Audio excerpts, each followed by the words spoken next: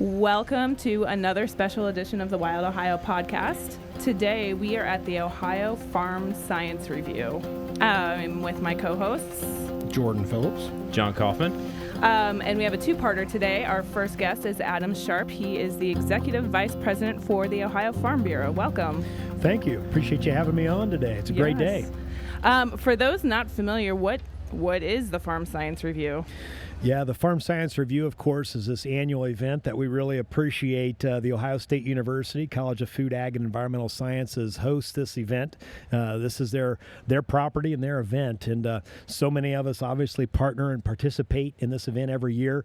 You know, I tell folks the State Fair is fantastic, but the Farm Science Review, right, this is where we're really focusing in on agriculture for the farmer, for the producer, for rural Ohioans. This is a terrific event. Every time you bring somebody new out here that has not been to the Farm Science Review before, they're just blown away, right, by the sheer size and scope of what happens out here. And you know, whether you're over here on this side of the space where we're sitting right now, where you have all the different buildings and demonstrations and different groups set up, and equipment dealers and seed dealers and everybody, to the crop plots across the road over here where folks can take shuttles out and see what's happening with equipment in the field, see conservation practices in the field. So there's a lot that goes on here, and it's just an absolutely terrific show that we recommend anybody come to. If you have any interest at all, right, in food and agriculture and the environment, this is the place to be. You can see the latest and greatest in all things agriculture. Latest and greatest. You know, we often bring a lot of public officials out here, right? Folks who are elected or wanting to be elected, and to show them agriculture. And typically they show up and they just didn't know what to expect. And by the time they leave, they're blown away by what they have seen. One, the size and scope, but also the technology. Whether they're talking with folks about seed genetics, whether they're talking about the latest crop protection materials, whether they're talking about the latest equipment that's being used in the field or the latest practices happening in the field. They just can't fathom that until they're out here seeing it, touching it, feeling it, kicking it. Then suddenly it hits them pretty hard that this is a big industry that's very complex, very sophisticated, and cares a lot about what it does. Yes. So, Adam, being in the Farm Bureau, can you give us a rundown on how you got to where you are now, kind of your history, your upbringing, where you're from in Ohio? Yeah, no, I appreciate that. So I'm the Executive Vice President of the Ohio Farm Bureau. I'm only the sixth person in this job in 105 years. Oh, wow. Believe it or not. Wow. The folks who preceded me had some longevity. Yeah. I don't know if I can make it as long as they did, but I'm only the sixth one. So great folks. The Ohio Farm Bureau is the state's largest farm organization, largest general farm organization, right? Because we represent anybody who's farming and agriculture, no matter what you're growing, no matter your size and scope, right? We're there for you. So our members, we have over 60,000 member families in the state.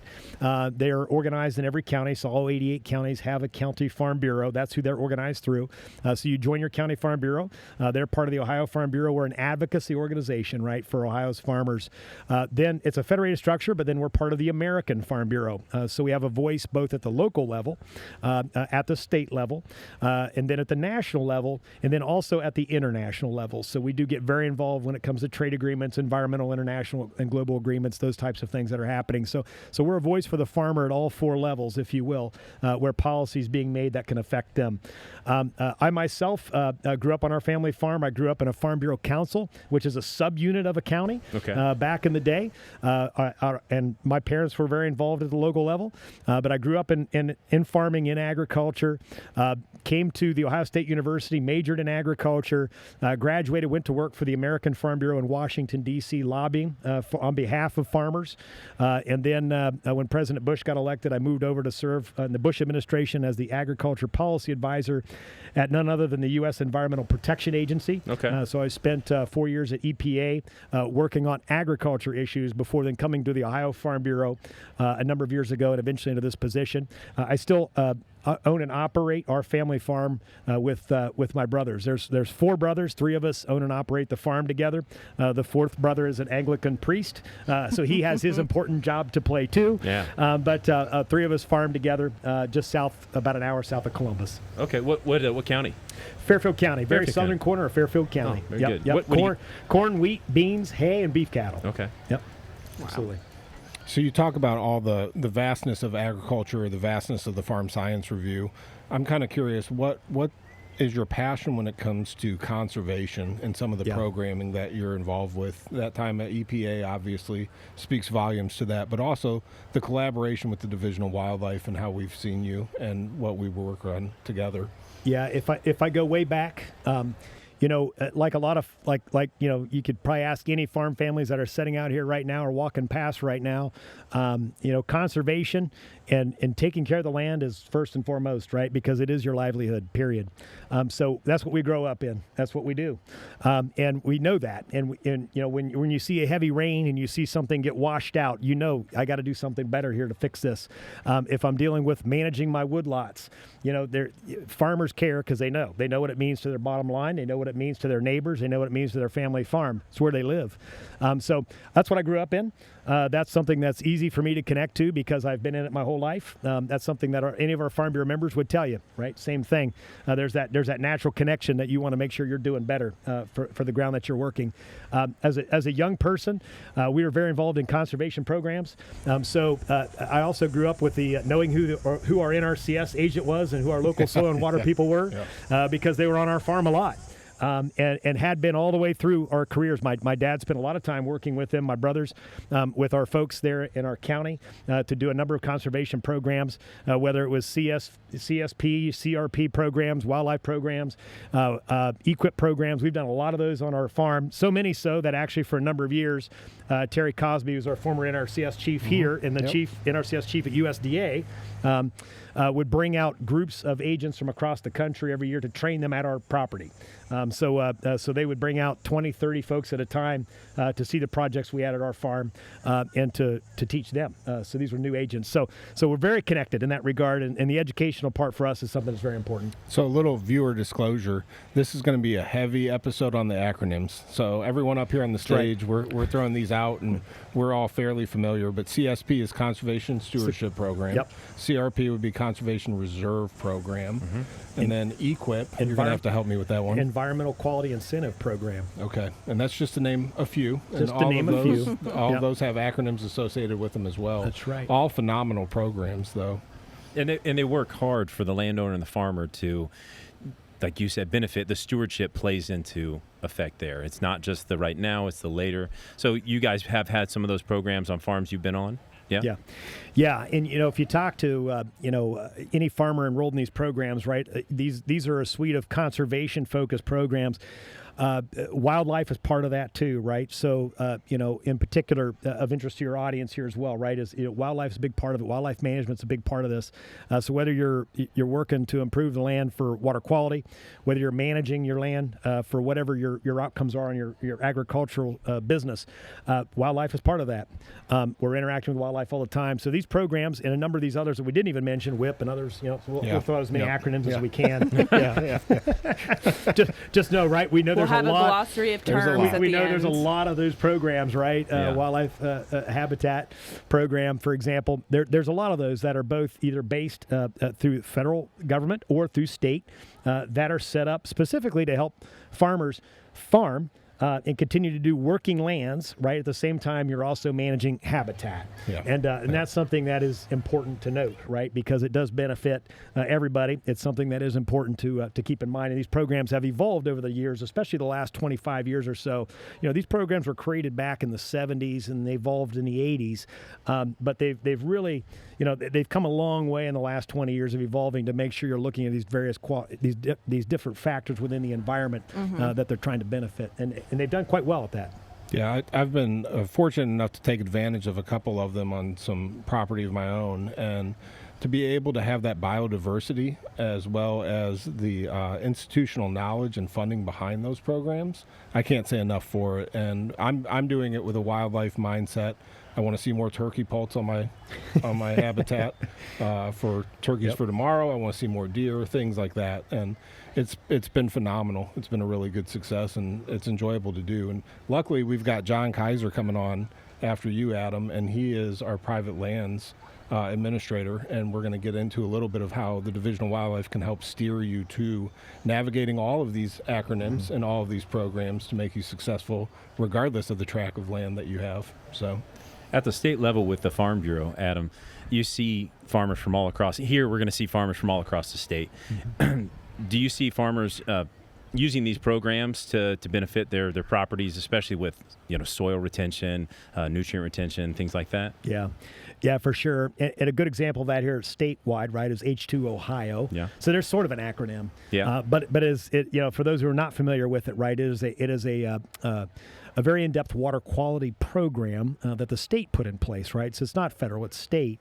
And this is new. This is a program that we advocated for around 2010 or so, when you started seeing the algal blooms in Lake Erie, and people got very nervous about the situation and started pointing a lot of fingers in a lot of different directions. Well, in agriculture, we said, look, ag runoff and nutrient management is a big deal for us, has been, and we want to keep working on it. So we said, look, we're going to do our part in this space, and we expect everybody else to do their part. So we have. So we've led very nicely. We really appreciate the governor and the General Assembly and the program that they've put behind what we all said we wanted to do.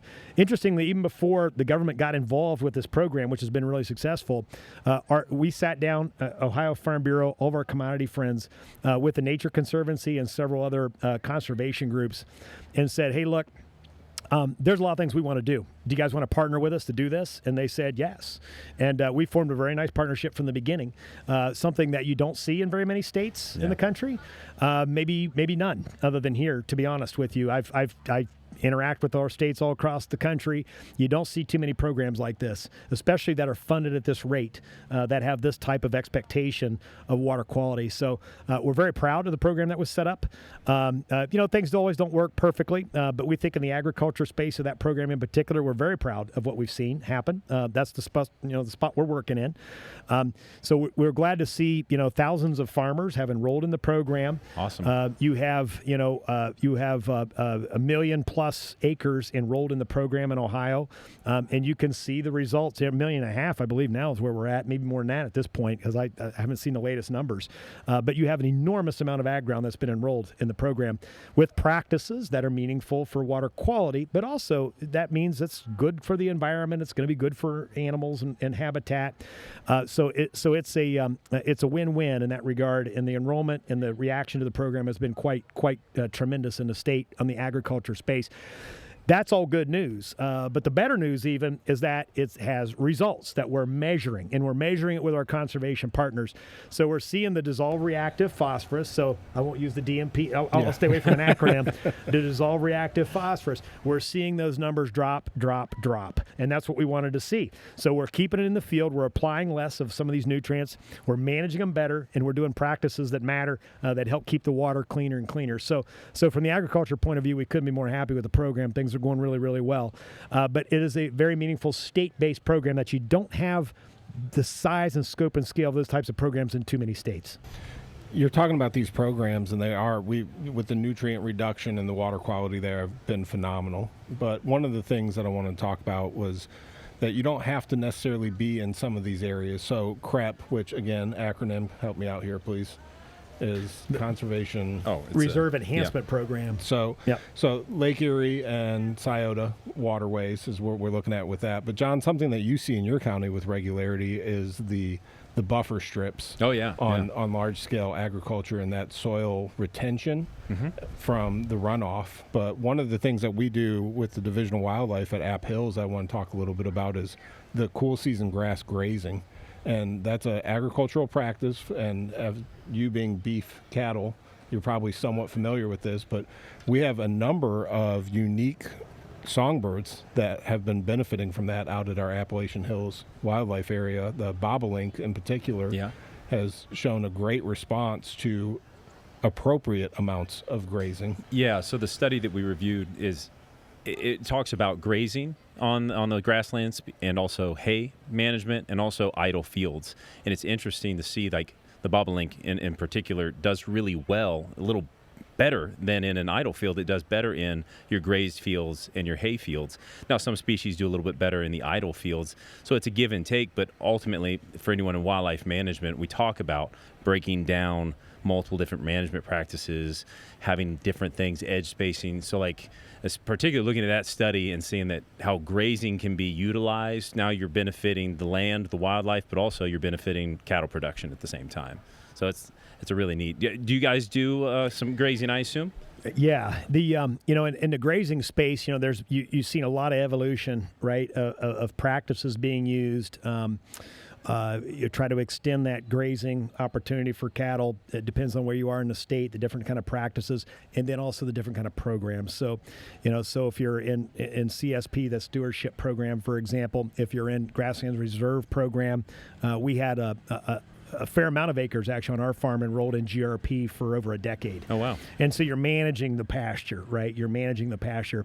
And of course, for us, we wanted to try to get our dairy, before we flip the dairy to a beef operation now, but as a dairy, we spend a lot of time, right, trying to make sure we're extending that grazing opportunity, right, into the fall, into the cool seasons, to what you're talking about, to be able to take advantage of that opportunity with that grass that's growing out there if you're doing a good job with it, managing it well into the fall. Yeah. And then again, picking it up again in the spring. And then, there's a number of these programs around grazing, around herd management, whether dairy or beef, or sheep, any of our grazing livestock here in the state, where it is constantly evolving, and that's a good thing. People are always looking at the newest ideas, new ways to manage livestock on land, and those are good things. And we have a lot of that that's been happening in the state. That's been very exciting for quite a long time. So it's been interesting watching that evolution. If I jump all the way back to Bob Evans, right? We'll throw out his name because Bob Evans was a big proponent of rotational grazing. And move animals around, and that was something that he really believed in strong. And he used his pedestal, right, from his companies to talk about rotational grazing. And my father went down to one of the programs that he hosted, almost 40 years ago, down at his farm, right, down in Rio Grande, to talk about rotational grazing. And at that point, not a lot of people were doing it. So we have a bit of a history here in the state, right, of looking at new ways to manage livestock on land. And I think that's a great thing for the state of Ohio. So if somebody is starting out, maybe just inherited a farm or will inherit a farm at some point in time, there is a ton of programs out there. How would someone go about finding the right fit for them? Yeah, this is something that, it was really nice talking with Director Brian Baldridge of the Department of Ag this last year. And unfortunately, this kind of came from, the difficult situation that a lot of our farmers faced last year and again right now with drought. Yeah. And, he will say, look, we saw, and NRCS will say, we saw a lot of people coming through doors to talk to ODA, to talk to Soil and Water, to talk to USDA. And Don Jones will tell you this, with the FSA here in the state, that you saw a lot of new people come in the doors that we hadn't seen before. And that's a good thing. Come in and talk with either in your county or get a hold of the folks at the state level to ask about what are the options that I have for my farm. If you're looking at some programs and you have an interest, because there's a lot and it can be a little complex. So the easiest thing to do is just call your local Soil and Water, call your local USDA NRCS office, start the conversation right there, and they can point you in the right direction. Gotcha. On the consumptive side of things, we also, the Division of Wildlife, offers some partnerships there as well that can help incentivize farmers. So crop damage, I know you certainly deal with plenty of crop damage in your world, but we have the OLHAP program, which is Ohio Land Hunter Access Program, where farmers can get incentivized by allowing for, it's a contract of a year, but it's $30 an acre for appropriate habitat and $1 an acre for not appropriate wildlife habitat. 2. Is it 2? Okay, thank you. But what that does is it allows hunters to enter that property, 1 hunter per every 50 acres. But it's a great program if you're a farmer, you're listening to this, you've got an overabundance of white-tailed deer that you would like to be addressed, we've got an abundance of hunters that would love to help you out addressing that situation. So I really appreciate you mentioning that program. And, deer damage is a big deal, right? Yeah, and we yeah. know this. While we like to manage wildlife, right, and we like to see wildlife, we need to also manage wildlife. And, and the state does a good job at that, but we need to talk about these kind of programs, right, more and more, because it is helpful. I was watching the deer come out of the fence line last night and move out through my soybean field. Yeah. And I love seeing the deer, but I also, it also, hey, how many deer? Too many deer. And so one, we appreciate the damage, the nuisance permits, the damage permits that DNR does, and we always want to keep talking about that program with you guys, working with your local wildlife folks in your county, and talking about what can I do to get these permits when I need them to manage the number of deer on my farm. But I appreciate you mentioning this new program too. I just learned about this not too long ago from you guys talking about this program. So we're looking forward to whatever we can do to help promote it, because helping get landowners to understand that if some have those relationships. We're an example of that. I have 3 different hunting leases on pieces of our property that are very specific, and we've set those up and had those for a long time. So I'm not, I feel like I'm fine. I got a good relationship with folks who are hunting. I know what they're doing. I know what they're taking. And that's very manageable. But other folks don't have those relationships, and they don't know where to go to start those relationships. Yeah, so yeah. programs like this can really start to help connect people, so that you can find folks to come onto your property, people that that are respected. They're Yeah. people that know what they're doing. They want to come hunt. You got the land. So these programs like this, I think, are always a good And idea it's to try. Funded Well, in part by the Farm Bill. Yeah. It removes barriers, which is huge. So a huge barrier is having the confidence to drive up that long farm lane, knock on that door, Yeah. and ask for permission, because you don't know what you're going to receive there. And we're able to remove that barrier of you already know that you're welcome to be there. Yeah. It's just a matter of getting that pass for that 24-hour day. We're like a and taking matchmaker. advantage of it. Yeah, that's a good way to put it. That's right. Yeah. Instead of plenty of fish, it's plenty of deer. Plenty of deer. There we go. There we Yeah, go. but it is. Plenty of game. Yeah. How about that? I see that too in the county. As a county officer, you see folks say, well, I don't know that farmer, and they're hesitant to go talk to that farmer. Yeah. And I tell them, hey, worst thing that could ever happen is somebody says no. Yeah. They don't give you permission. Maybe they already have a hunter. Maybe they hunt it themselves. But you have to be ready as a hunter. For our hunting listening public, go out and talk to these farmers. A lot of farmers do have issues. There's deer are not the only thing that can cause a problem on a farm. absolutely not. There's lots of species that can cause issues that you could potentially help out with. And building those also- relationships is on both people's sides. Well, you're talking about relationships, and we've talked a lot about this, but Yeah. put your better foot forward, be willing to work on the farm, be willing to provide any kind Be of eyes assistance. and ears on the property. Absolutely. So I can share a couple little stories like that too, because that's a perfect, being eyes and ears. These are folks. The guys that hunt on our property are folks that I've known for a really long time, and they've, when I say, hey, look, when you're going to put up your trail cams, for example, make sure I know where they are, and they do. Yeah, absolutely. And the nice part is, on the flip side of that, we've been able to catch some trespassers because of it, because they're helping literally be eyes and ears. And I'll get anymore, right, with the technology, I'm getting photos sent to my phone within a few seconds, right? Yeah. And they're going, hey, do you know who this is? Do you know whose truck that is? Who's on my property? And I tell you what, we have been able to deal with some situations really fast and really well between ourselves and our neighbors, because of some of the guys who have hunting leases on our farm. Having those extra eyes and ears have been very, very helpful for us. I mean, just, to be very honest, very helpful for us. The flip side too is talking about folks at the type of hunting.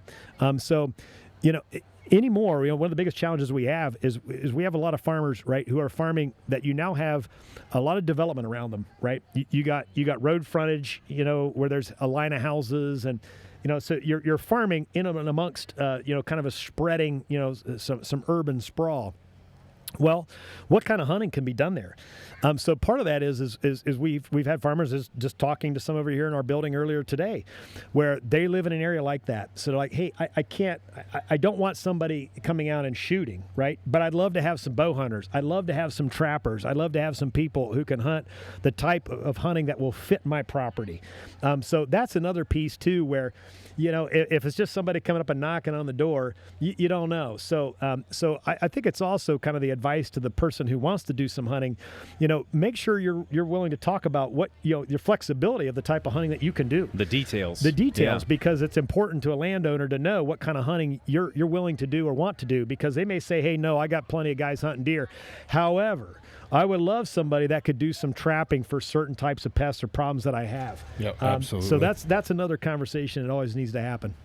Yeah, that's awesome. That's awesome advice, and that's what I teach hunter education courses in my county, and that's something we go through. I have the kids come up and pretend they're knocking on the door, and we go through all the do's and don'ts and some hard understanding there. But that we always talk about, hey, maybe they say no, but still ask. Trapping's a huge one. I was standing here helping out, and someone come up and asked a trapping question. People are always looking for someone to catch some of those nuisance animals that are causing issues, particularly raccoons would be high on the list, groundhogs, things like that. Mm-hmm. Thank you so much for taking time with us today.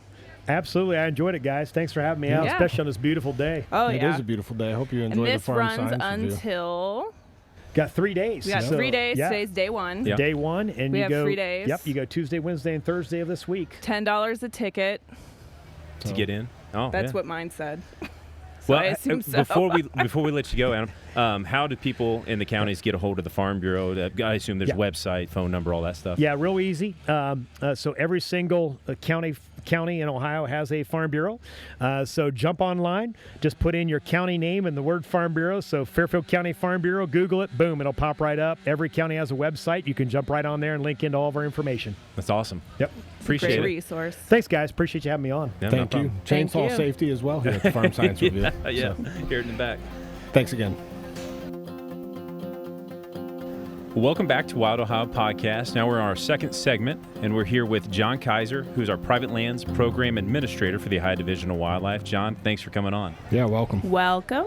Thank you very much. Appreciate it. Before we get into all the nuts and bolts about what you do for the division and what we do for landowners, give us a backstory about how you came to work for us and what you've been doing with your time.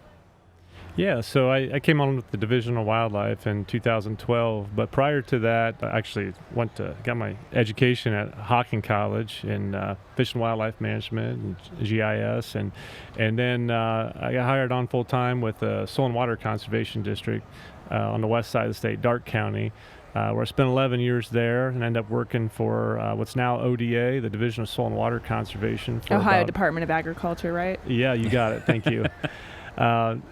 Division of Soil and Water Conservation for about 1.5 years in their ag pollution abatement program. And in 2012, I started in Southwest Ohio for the Division of Wildlife in our private lands program as a private lands supervisor. And currently, actually in 2019, I started as the private lands program administrator. So what does a day look like for you? Yeah. A lot of coordination and communication. I spent a lot of time communicating and working with a lot of conservation partners. So our partners at the Department of Agriculture, Division of Soil and Water Conservation, the U.S. Department of Agriculture, Natural Resources Conservation Service, Farm Service Agency, conservation organizations, NGOs, non-government organizations like Pheasants Forever, Ducks Unlimited. Soil and water conservation districts, we work we've got really strong partnerships with them as well. So what am I doing with all these conservation and, partners is we all work together to help landowners, help farmers and landowners help the land and to help manage wildlife habitat. It's a very collaborative, collective effort that involves conservation programs like Adam was talking about earlier, but primarily providing a lot of technical assistance, the assistance that farmers and landowners need to know where to start, where do they start their farm, how do they help achieve some of their conservation goals. Yeah. You talk about helping the farmers. One of the things we didn't get into with Adam was the fact that we're here at the Farm Science Review, but right across the street, and they have a shuttle service for this opportunity, but is the Gwin. Can you tell folks a little bit about the Gwin, because it's very conservation-minded outreach over there, correct? Absolutely. So the Gwin is a 67-acre conservation area that offers a lot of hands-on education. So several members of conservation organizations or just conservation professionals over there that are providing hands-on demonstrations for forestry-related topics, wildlife, aquatics, forage, and just a couple examples.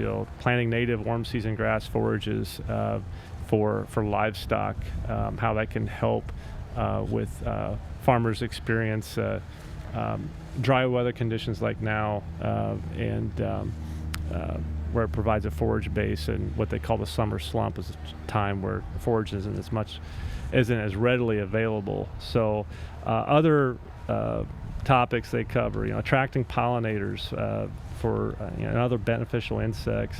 And they have examples of almost everything that you've just explained with on-site professionals to talk about everything's in practice over there, right? Yeah. It's a really nice area. It is. I really encourage folks to take a look if they're at the Farm Science. Hop on that trolley, go over there, because there's some really good programming that's over there. When the Farm Science Review is not occurring, can the public access the Gwen? For special planned workshops, yes, and that does happen on occasion. The best way to find out is probably to go through OSU Extension, and but there are other organizations that will utilize those grounds for different types of, whether it's wildlife or forestry or other natural resources related topics. And it's kind of a council of many professionals in various fields that kind of work together to manage the Gwen, right? It's representatives from OSU, DNR, DA. Yeah, NRCS, and just volunteers throughout the state that realize the value of education, especially conservation education, and come together to help make it all happen. Right. Chainsaws again. Yeah, I've done some education outreach at the Gwen, some career days where they'll have students come in, and now they can show them those practices in person. But then we also touch on a lot of the wildlife stuff if they have us there to touch on how these conservation programs really benefit wildlife. So I'd like to get into that in the nuts and bolts of how your portion of the agency helps, I guess, walk landowners through that process of getting into the CRP's Conservation Reserve Program or any of that. Yeah, so it all starts with a farmer or landowner's goals. They're and especially with our agency, what we offer primarily wildlife habitat technical assistance. So farmers and landowners will contact us to start right there, to say, how can I attract more deer or wild turkey, or I want to attract more waterfowl to my property, or pollinators, for example. So that's the most valuable thing that we offer. We have 14 wildlife management consultants. Those are our employees. They're not private consultants. They're biologists that basically will provide that guidance to landowners. And if it fits in a landowner's goals to let's just say they want to restore a wetland to attract waterfowl and other migratory birds, they then can utilize conservation programs if they wish to do that, which will actually help pay for the design, the building of the wetland, and oftentimes offer incentive payments or rental payments for taking that land out of production if it was cropland, or just pay for the practice. And so often with these practices, if not always with these practices, usually an individual has one species of desired interest coming into it. I know, again, from me, I was interested in getting more turkey.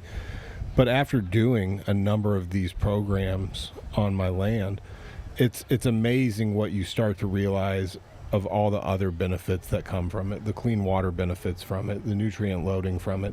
But then you also start to fall in love with the warm season grass pollinator mixes that I put in. I had never seen rattlesnake master before, for example, and what a cool plant that does not look like an Ohio native. Half aloe, half, I'm not really sure how you would describe it, but a beautiful, beautiful pollinator plant that I absolutely love seeing out on the landscape. And these folks are intimately familiar with soil types, how to navigate that, how to implement whatever the cool season, warm season pollinator mix, recommended mix is, time of establishment. There's so much that goes into this that you take for granted, and how nice it is for our staff to be available to help someone along with that process. It's a really neat program. It is, and it's some of the most rewarding parts of the job, honestly, is when you provide a technical assistance to a landowner, and they follow it, and they the result is attracting the wildlife that they want to see and hear. Yeah. And them telling stories about their grandchildren on their first maybe their first deer hunting trip or something like that, or the seeing wildlife that they haven't seen on their property before. So it's very rewarding. And I'll also add that we have our 14 wildlife management consultants that are distributed throughout the state to help landowners, but we also have some very important partnership positions. We have partnerships with 20 soil and water conservation districts, we basically help fund those positions where they are wildlife specialists. And we also have partnerships with Pheasants and Quail Forever for what they call farm-bill wildlife biologists. And we have a new partnership with Ducks Unlimited for a wetland design specialist. So we realized a long time ago that we can provide more wildlife habitat technical assistance for farmers and landowners by partnering with some of our conservation partners. It takes a team. Well, you have the same goal in mind. Right. I mean, you were talking about like-minded individuals. Once you create that good habitat, if you were if you're trying to get turkeys on the ground, you're going to create good habitat. You're not just going to see that benefit turkeys. You're going to see that benefit other species that maybe you didn't think that was going to be there, but now you have absolutely. them. So it benefits to work with these partnerships for sure. How does a landowner get in contact with one of our wildlife specialists? Yeah, simply contact them by calling them, emailing them, and you can get that contact information through our website. So that's probably one of the best ways to get a hold of them. Well, another way that does happen is sometimes folks will call the county officer, right? Because we're in the county, we get seen a lot, and your consultants help me out with. These consultants cover a gamut of counties. They have a handful of counties. Like, what's the average number? Average is probably about 6 to 7 counties that they're responsible for. Right. Yeah. So there are times where the county officer might get a phone call, and I've been on some properties with some of our consultants, and the farmer or landowner may ask, well, what is this? And I say, that is grass. All right, I don't know. But our consultants, to their credit, they can pick out all these species that I can't identify, so they have a huge benefit to be there. But we can get you in touch with them as well, because we're working with them. We're talking to those folks in our counties that we're assigned to. So that's one way. Is there a minimum amount of acreage that a landowner needs to have in order to have somebody come out? Not necessarily, but we do have to prioritize our time. Right. And a lot of times if somebody, let's just say they live in a suburban area and have a small lot, but they want to do some really cool things for wildlife, like plant pollinator-friendly wildflowers, like Justin mentioned, like rattlesnake mastery. I'm in Jordan. I'm sorry, but we are often sending them the appropriate information via email. And talking it, discussing it over the phone. Yeah. To try to give them the tools that they need to get started on their property. So we can't always come out to every property, but we try really hard to do so because it definitely. Well, is walking helpful. the landscape helps. Yes. For sure. But it's a consultant. I want to make it clear. It's a lot of work. Yeah. Like you have to have a property owner or landowner that is mission oriented in actually implementing these projects, because what our staff is unable to do is cover 6 counties and come out and not only tell you how to do that, but also turn around and do it for you. So there's a wealth of knowledge. Where I've found it most beneficial, and we've talked about all these different programs through all the different acronyms, these individuals are intimately familiar on where to plug and play and how to have that whole new dialogue with your NRCS staff members and really kind of get you out ahead of the game with that. So one of the programs I know that you and I have talked about quite a bit that I really want to make sure that we're promoting and discussing, well, there's 2 that we've talked about, but I would like for you to explain CREP a little bit more to our listenership, because I think that that's a great program that not a lot maybe is known about. CREP. Yes. Okay. Yep. Which again is Conservation Reserve Enhancement Program, correct? Very good. Okay. You got it. We're going to get it down. It's an Eventually. offshoot, Eventually. right, of the CRP? That's correct. Yes. Yeah, and it's all these conservation programs that you try to think of yourself as a landowner. It's like you're trying to navigate this alphabet soup of acronyms, and it gets so confusing so quick. So again, our wildlife management consultants often act as like an interpreter for landowners to help them understand. But no, getting back to CREP, it's a Conservation Reserve Enhancement Program, and it's basically, just like Abby said, an offshoot of a Conservation Reserve Program, which is available statewide. But CREP is only available in specific watersheds. So it's available in the Lake Erie watershed and the Scioto River watershed right now. And what it does, it offers greater incentives. There's higher payments for specific water quality focused practices for the most part. And it pays more. But as a state here in Ohio, the state partners, so us, the Ohio Department of Natural Resources, Division of Wildlife, and then also the Ohio Department of Agriculture, Division of Soil and Water Conservation, are utilizing, we utilize H2 Ohio dollars, like Adam mentioned before, for funding what's considered a state share of CREP. So, we got to put some money into the pot to have those higher payments, incentives for landowners to enroll in CREP. But it's an excellent opportunity for farmers and landowners to install conservation practices in critical areas where it's going to help improve water quality, areas where it's going to help reduce soil erosion. And it's worked out really well here in Ohio. Can we break down maybe in the CRP and the CREP? And that one's loud. Sorry about that, listeners. Flying some planes over here.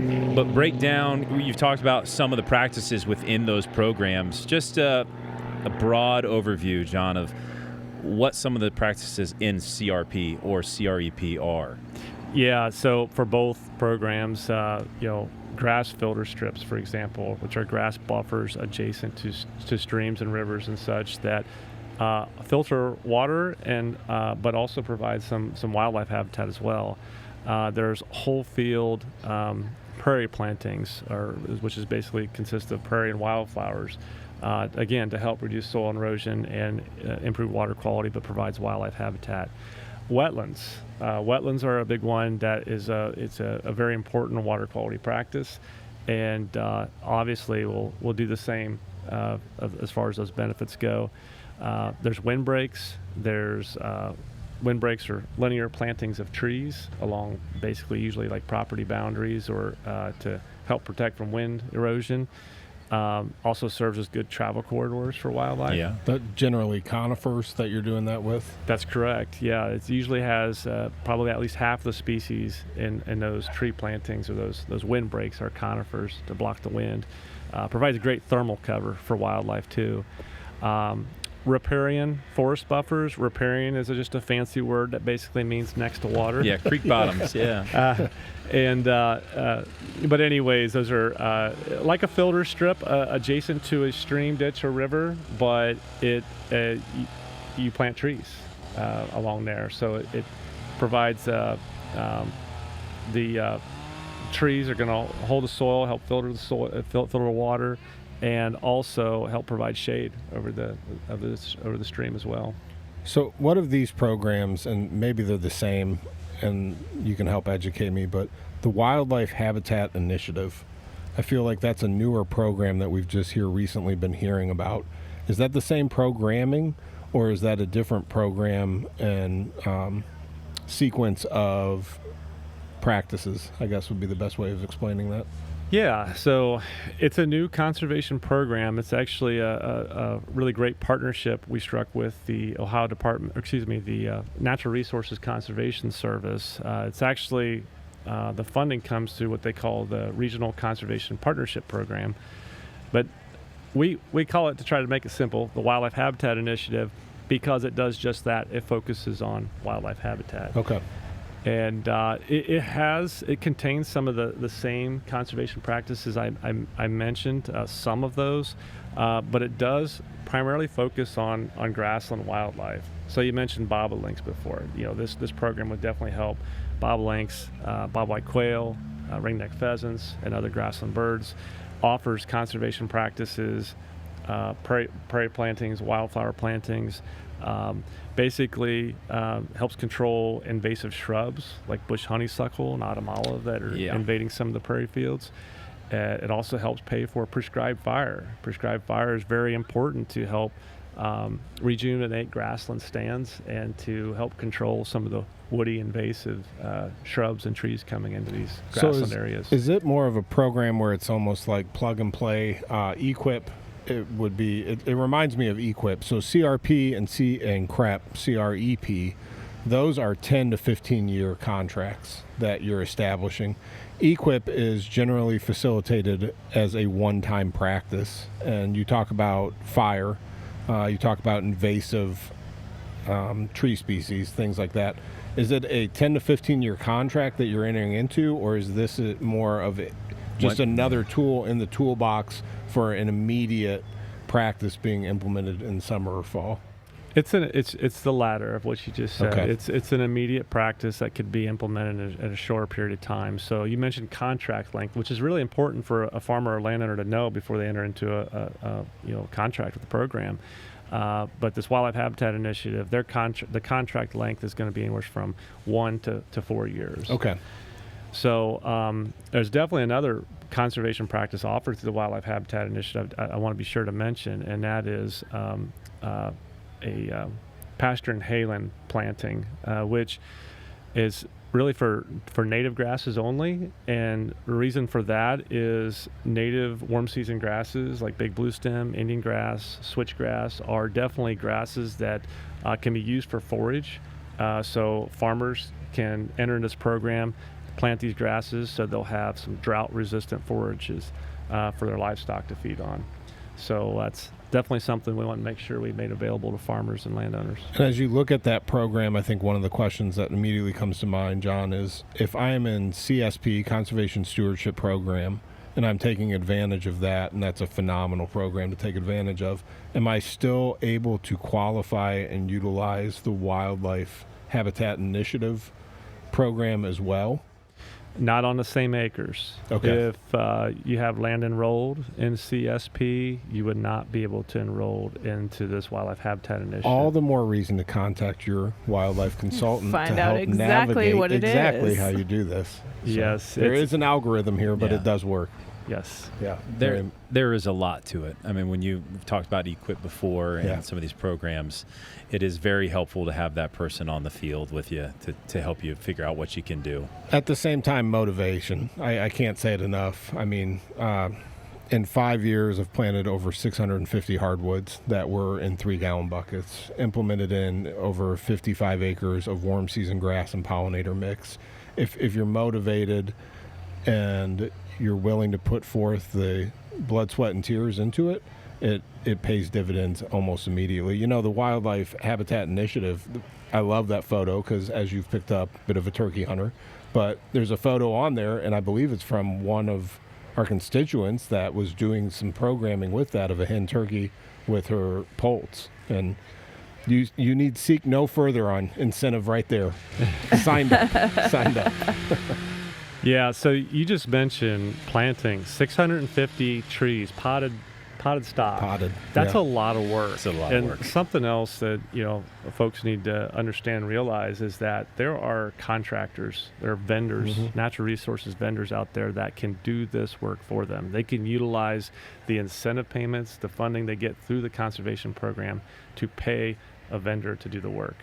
I'll also add, too, that all these conservation programs we're mentioning, they a lot of them are actually administered by the U.S. Department of Agriculture, Natural Resources Conservation Service, and every county has, or at least sometimes there's multi-counties in one office location, but you have a local ag service center where you can contact the Natural Resources Conservation Service, and every county has a soil and water conservation district. So there are other, they're like your local county staff that can help you with conservation. We definitely get more involved with landowners that are really seeking that wildlife habitat assistance. But it takes a takes a team, like we mentioned before. Yeah. So we have wildlife officer and we have a private land consultant working here to answer these questions because we have farmers and landowners from all across the state here today. Like, since we're on this platform, we're hopefully getting to the ears of some farmers across Ohio. What are some of the things that you would encourage folks when they call us? What we can help them with? I guess what the selling point to calling that consultant. Yeah, it's really, for wildlife management consultants and our partner biologists out there, our primary focus is wildlife habitat assistance, but many farmers and landowners maybe have an interest in water quality or soil conservation or soil health. So improving the tilth, the health of their soil for production. So this kind of goes back to, our staff are primarily going to help farmers and landowners with those wildlife habitat needs and how to get them on their property, or how to manage their property to attract wildlife, or how to manage wildlife. But it's important to understand that wildlife habitat doesn't always have to be just designated. You can't, don't touch it, leave it go. It's definitely not the case, because Adam mentioned before working lands. The grazing example about grazing cool season grasses at Appalachian Hills is a good example. We're utilizing cattle to help manage those grasslands. Wildlife thrive off disturbance. Yes. There's absolutely no doubt about that. So I think another program that you and I have discussed on our own time that we can offer, and we touched on it a little bit with Adam, but is the OHAP program. I know that's a good resource for farmers if they're looking for another way to incentivize maybe a couple little extra payments to them, and also taking care of like-minded point of interest, I guess, would be, Well, trying to think how best to say quote that. unquote. Two parties coming together. Meat in a freezer. With a and mutual- Two parties coming together for mutual benefit. Yeah. Absolutely. Thank you. It's symbiotic for sure. Yes. So do the consultants work with the OHAP program? Yeah, they do. It kind of varies throughout the state. We have staff, wildlife management staff in every district that works with the program. But actually, quite a few of our consultants are not only talking with landowners about the Ohio Landowner Hunter Assistance Program, partnership, but they'll work with them on what area they want to enroll, getting a contract put together, explaining the program, of course. But yes, they do work with farmers and landowners on this program. That's a good point. If you have 100 acres, just because you have 100 acres doesn't mean that you need to enroll 100 acres into that. You can section that off into areas that you would like to have that focus, and you can keep other areas as an off-limits boundary. And it's provided on a map. It's all very intuitive. Parking spots, everything. Yeah, and the nice thing about this program is, especially in this digital age, hunters can get on our webpage and hit the link to bring up the application to show up a map of all of the properties that are enrolled, and it's an online registration process. Got to have a hunting license, of course, but it's pretty user friendly.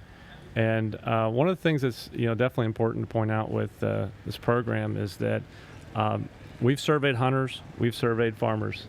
They all like it. Yeah. So it's a real win-win for hunters and farmers.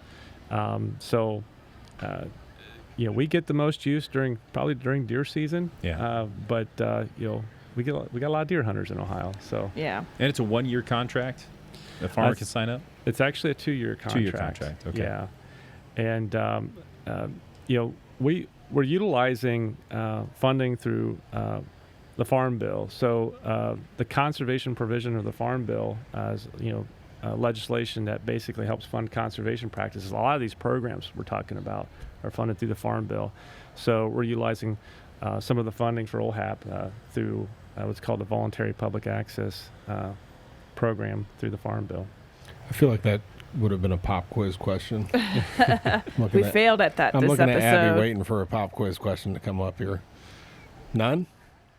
I mean, can you tell me when the Farm Bureau started and what year? Well, I can tell you that there's only 7 directors since its existence. He was the 6th. He was 6 or 7. He said a very long time. So I'm gonna answer that. No, I cannot, because I kind of heard 150 years ago. 1919. 1919. Okay. Long time ago. Yeah. Yep. John, thank you for coming. Is there any last bits of wisdom that you would like to share? No, I believe I've said enough acronyms. All of the wisdom? Okay. Yeah, and I hope we spelled out every acronym, but I guess the last closing words I'll mention is that if you're a landowner or a farmer or landowner that's interested in improving wildlife on your wildlife habitat on your property, give our wildlife management consultants or partner biologists a call. Thanks for Awesome. everything you do. Yeah. Great programming. It's awesome. Good to catch up with you here. Thank you. And thanks for being on. Thanks, John. No problem. Thank you. Thank you for joining us today. We hope you enjoyed our conversations with Adam Sharp and John Kaiser. Don't forget to subscribe to the Wild Ohio Podcast wherever you listen to podcasts. Tell your friends, tell your family, and meanwhile, we hope to see you outside. See you next time. Thank you. Thanks.